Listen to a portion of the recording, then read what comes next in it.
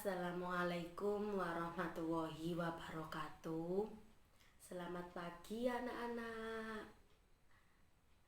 Oke, baik.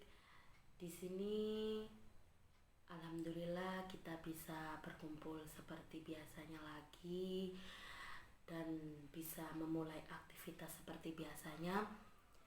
Alhamdulillah masih diberi sehat oleh Allah Subhanahu wa taala. Dan alhamdulillah juga kita bisa memulai aktivitas kembali seperti kemarin-kemarin lagi. Oke. Sebelum memasuki ke materi selanjutnya, di sini Ibu mau tanya, siapa yang sakit? Mohon bisa keluar dari pelajaran Bu Guru.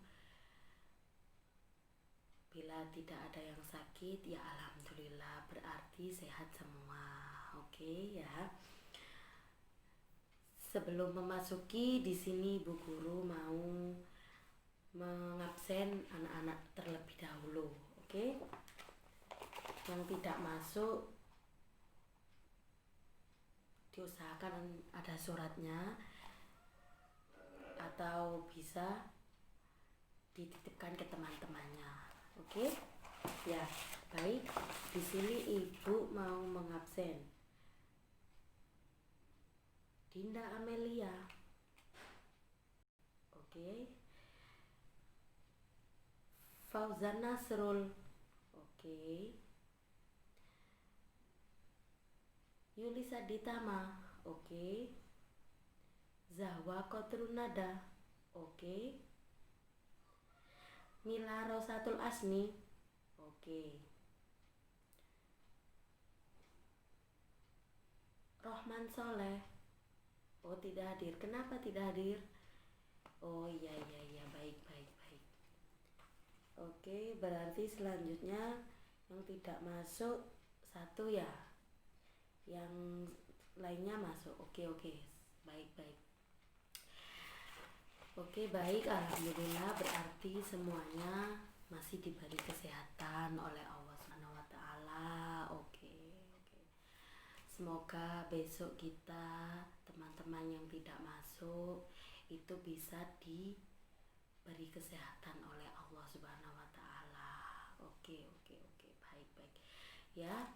Selanjutnya sebelum memasuki ke materi selanjutnya, kita sharing-sharing terlebih dahulu ya. Materi sebelumnya. Oke.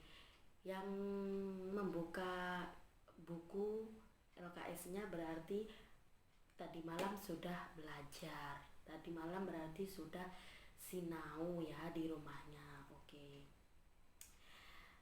Ayo kita sharing-sharing dulu. Mungkin ada pertanyaan yang tidak kalian pahami, silahkan ditanyakan kepada Bu Guru. Jika tidak ada pertanyaan, baik kita lanjut ke materi selanjutnya. Oke? Ya, ayo kita sharing-sharing dulu. Berarti tadi malam yang sudah buka buku berarti paham materi selanjutnya apa gitu. Oke? Ya. Saya beri waktu 3 menit untuk sharing. Oke, ayo. Mungkin ada pertanyaan yang tidak kalian pahami, bisa ditanyakan kepada Bu Guru. Terus mungkin yang sudah paham, oke baiklah. Berarti mengerti apa itu bab sebelumnya dan bab selanjutnya gitu.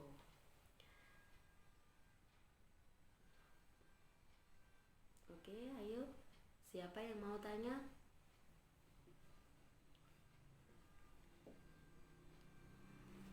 Gak ada ya. Oke, berarti Ibu anggap semuanya sudah paham. Sudah paham 100%, berarti tidak ada pertanyaan. Alhamdulillah, berarti kalian kemarin malam itu belajar semua. Oke, ya.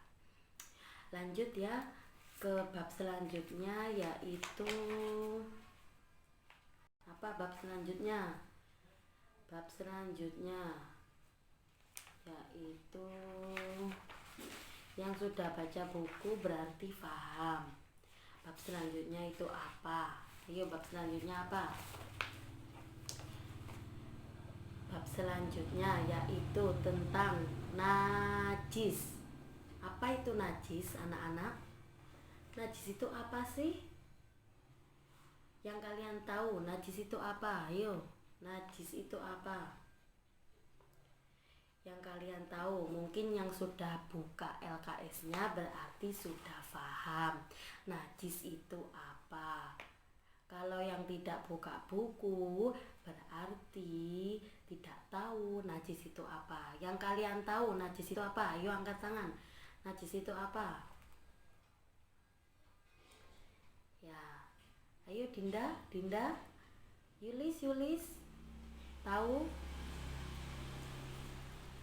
Gak ada yang tahu. Berarti kalian gak ada yang buka buku ya. Main HP aja di rumah. Main game atau main apa? Oke, baik. Di sini Ibu akan menjelaskan tentang najis. Oke? Nah, najis di sini itu sebagai kotoran. Kotoran itu apa? Kotoran itu yang disebutkan suatu benda atau barang atau keadaan yang menjijikkan karena tercampuri dengan benda lain. Dalam Islam, kotoran disebut dengan najis dan hadas. Nah, najis di sini sesuatu yang dianggap kotor, baik ada wujud, bau maupun rasanya, sehingga menyebabkan tidak syahnya ibadah. Nah, di sini dalam hukum Islam, najis itu dibagi menjadi 3, yaitu apa saja? Ayo sebutkan, najis itu ada 3, apa saja? Ayo, yang tahu, najis itu ada 3, apa saja? Ya, terus. Ya, betul. Berarti di sini najis itu yang pertama yaitu najis mughalladho. Yang kedua, najis mutawasito. Yang ketiga, najis mukhaffafa. Di sini najis mughalladho itu najis apa sih? Najis mughalladho itu najis yang apa? Najis mughalladho itu najis yang berat. Najis yang berat itu najis seperti apa, Bu Guru? Lah, najis mughalladho di sini itu najis yang berat. Najis yang berat itu disebabkan oleh air liur anjing dan babi yang mengenai barang. Cara mensucikannya adalah dengan menghilangkan wujud najis tersebut, kemudian dicuci dengan air bersih sebanyak 7 kali. Oke? Sebanyak 7 kali, dan salah satunya dicampuri dengan debu yang suci. Nah, itu kalau kalian terkena najis anjing, kayak babi gitu ya, itu najis berat itu kayak seperti itu. Nah, selanjutnya najis mutawasito. Najis mutawasito itu apa sih? Najis mutawasito itu najis yang apa? Najis yang menengah. Ya, najis yang menengah. Najis yang menengah itu maksudnya apa, Bu Guru? Nah, najis yang menengah itu, najis mutawasito itu dibagi 2 macam. Oke? Dibagi 2 macam, yaitu mutawasito hukmiyah dan mutawasito ainiyah. Nah, mutawasito hukmiyah itu apa sih? Mutawasito hukmiyah itu yaitu najis yang diyakini adanya tetapi tidak ada bau. rasa maupun wujudnya seperti air kencing yang sudah bening, yang sudah kering. Cara mensucikannya cukup disiram dengan air di atasnya gitu. Terus kalau mutawasito ainia itu najis yang masih ada wujudnya. Najis yang masih ada wujudnya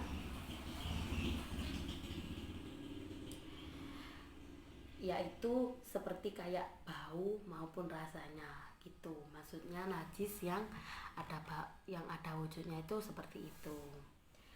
Cara mensucikannya itu dibasuh dengan air mengalir. Ya, dibasuh dengan air mengalir sampai hilang wujud, bau dan rasanya. Kecuali jika wujudnya sangat sulit dihilangkan gitu. Benda-benda yang termasuk najis mutawasito yaitu pertama, benda apa aja?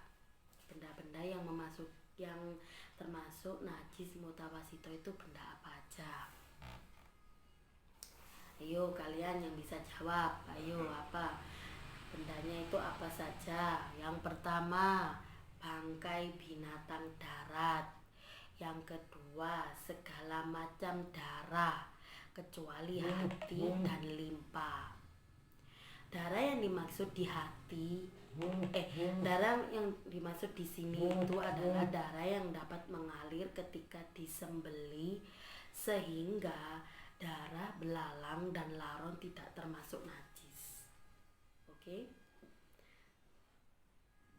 Hukum memakan benda najis adalah haram. Hukum memakan benda najis itu adalah haram. Sudah dijelaskan di dalam Al-Quran ya anak-anak. Yang ketiga yaitu nanah. Tahu nanah?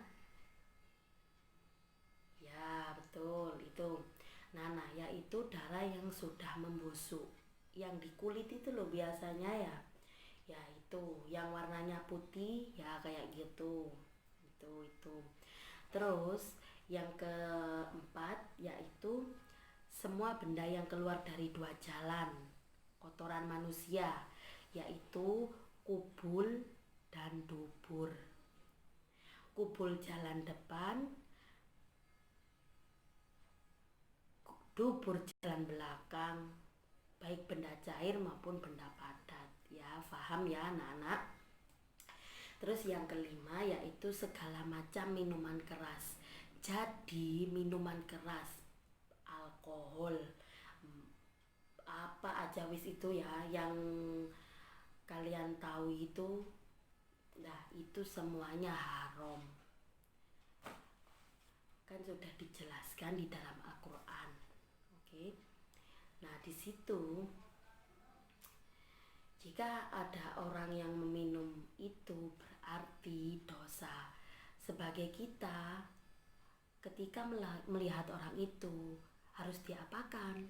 Ya harus diingatkan. Kita sebagai sesama manusia itu harus mengingatkan. Oke? Ya, selanjutnya yang keenam itu bagian dari tubuh binatang yang dipotong, karena apabila bangkai binatang najis maka potongannya adalah najis.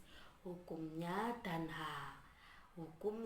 haram untuk dimakan kecuali ikan dan belalang.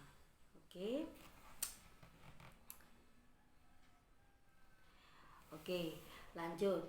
Yang ketiga, tadi najis udah disebutkan berapa anak-anak? Ya betul, berarti kurang satu yaitu najis mukhaffafah, yaitu najis yang apa anak-anak? Najis yang najis yang ringan. Najis yang ringan itu seperti apa sih? Najis ringan itu seperti air kencing anak laki-laki yang belum makan apa-apa kecuali ASI dan berumur kurang dari 2 tahun ya. Cara mensucikannya najis ini cukup dengan memercikkan air. Ya, paham? Memercikkan air pada benda yang terkena najis Sedangkan air kencing bayi perempuan pada umur yang sama, cara mensucikannya dengan air yang dengan air yang mengalir ya. Beda sama laki-laki. Kalau yang laki-laki itu kurang dari 2 tahun itu cuma dipercikkan. Kalau perempuan itu dialirkan airnya.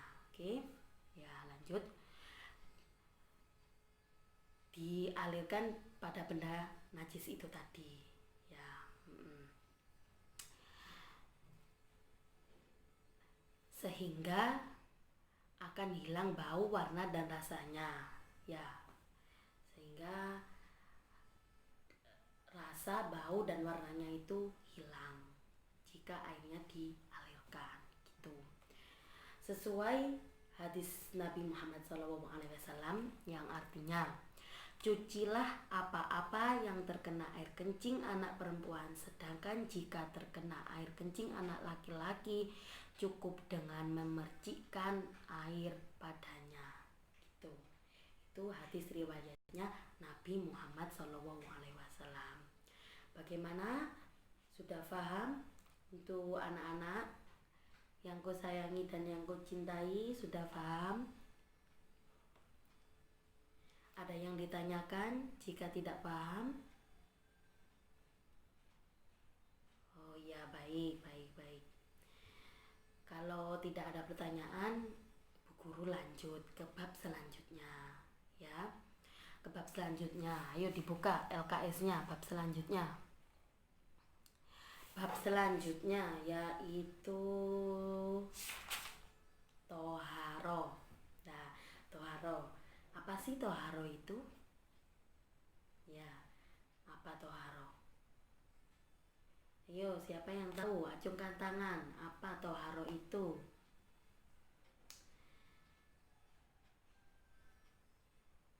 Ayo kalian yang tahu. Gak ada yang tahu. Berarti tadi malam benar ya, gak ada yang buka bukunya. Oke, baik Ibu lanjut ya. Bab toharo. Toharo itu apa sih? Toharo secara bahasa itu artinya bersih atau suci. Apa sih bersih atau suci? Maksudnya di sini bersih atau suci itu apa? Apa? Ya, betul ya. Ya. Nah, di sini sedangkan menurut istilah itu toharo itu mensucikan badan, tempat maupun pakaian dari najis. Tempat apa maksudnya? Tempat beribadah kita sebagai umat Islam. Jadi kita kalau mau sholat, kalau mau beribadah itu kita harus suci maksudnya itu dalam artian apa? Suci pakaiannya, suci dari hadas gitu. Paham ya? Ya, semuanya itu kalau mau menghadap kepada Allah itu semuanya harus dalam keadaan suci ya. Kalau tidak suci bagaimana? Kalau tidak suci ya tidak boleh. Kalau contohnya kayak berhalangan gitu ya, itu gak boleh. Kayak haid gitu gak boleh. Memegang Al-Quran pun tidak boleh. Boleh tapi yang terjemah ya. Baik, Ibu lanjut ya. Nah, selanjutnya yaitu melaksanakan toharo. Hukumnya apa? Melaksanakan toharo itu hukumnya sesuai firman Allah ya, di sini di LKS kita. Sesuai firman Allah secara umum bersuci dibagi menjadi 2, yaitu bersuci secara zahir dan bersuci secara lahiriah. Misalnya dengan berwudu, mandi, membersihkan pakaian, badan dan tempat dari segala najis. Bersuci untuk batin, yaitu bersuci secara batin atau roh dengan cara membersihkan hati dari sifat-sifat yang jelek. Jadinya kalau kita mempunyai hati jelek ataupun perasaan-perasaan yang jelek itu itu berarti tidak suci. Kayak contohnya ya, seperti syirik, kafir, sombong, tinggi hati, iri, dengki, munafik, riak dan lain-lain, serta mengisi jiwa dengan sifat-sifat yang baik seperti tauhid, iman, jujur, ikhlas ya, yakin, tawakal dan lain-lain. Itu suci. Itu kita kalau menghadap kepada Allah dalam keadaan hati seperti itu, kita tenang, kita yakin, itu bakal enak dalam hati enak, dalam melaksanakan sholat pun itu juga enak gitu ya.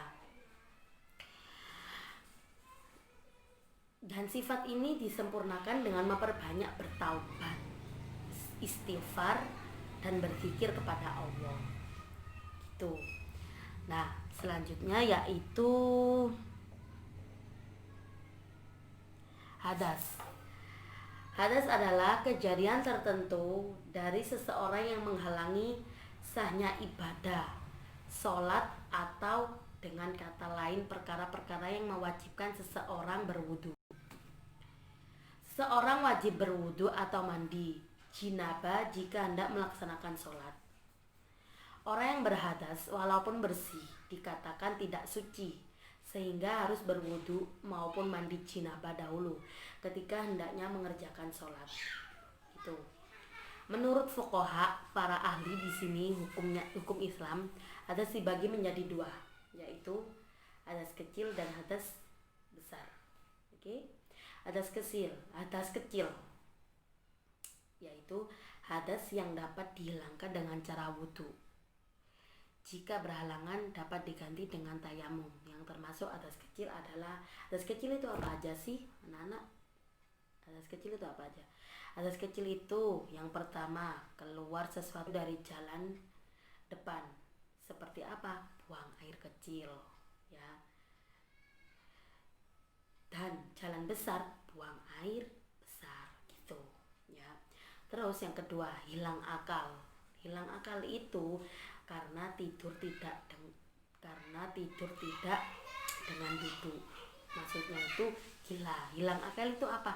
Gila gitu ya.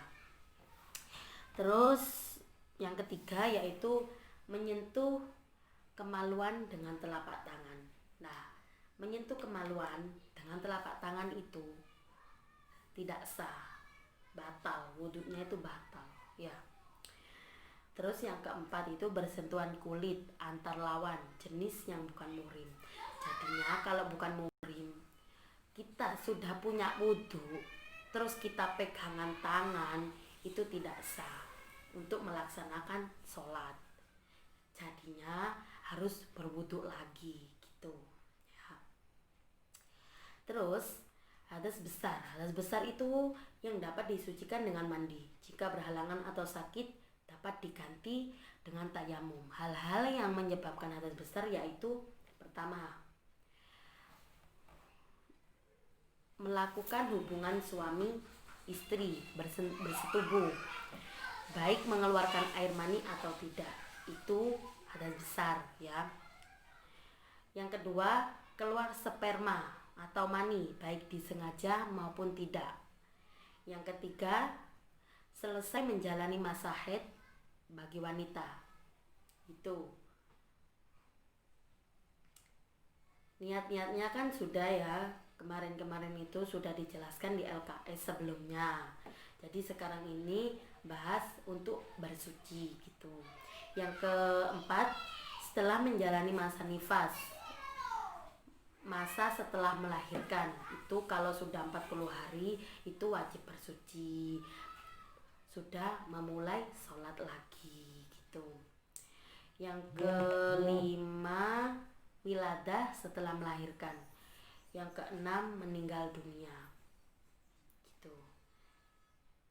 Paham? Untuk materi kita hari ini, kalau ada pertanyaan segera ditanyakan.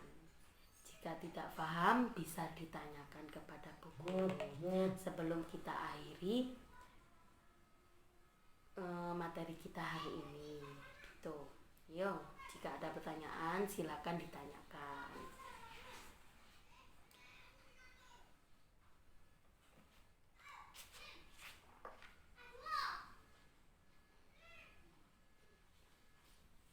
Oke, tidak ada. Ya, baik. Kalau tidak ada pertanyaan untuk pertemuan kita hari ini, semoga kita dalam lindungan Allah Subhanahu wa taala dan dalam keadaan sehat walafiat semuanya ya. Semoga kita bisa bertemu di aktivitas berikutnya. Semoga kita sehat dan diberi panjang umur, bisa menuntut ilmu ya. Kurang lebihnya Ibu mohon maaf yang sebesar-besarnya. Wallahul muwaffiq ila aqwamit thoriq. Assalamualaikum warahmatullahi wabarakatuh.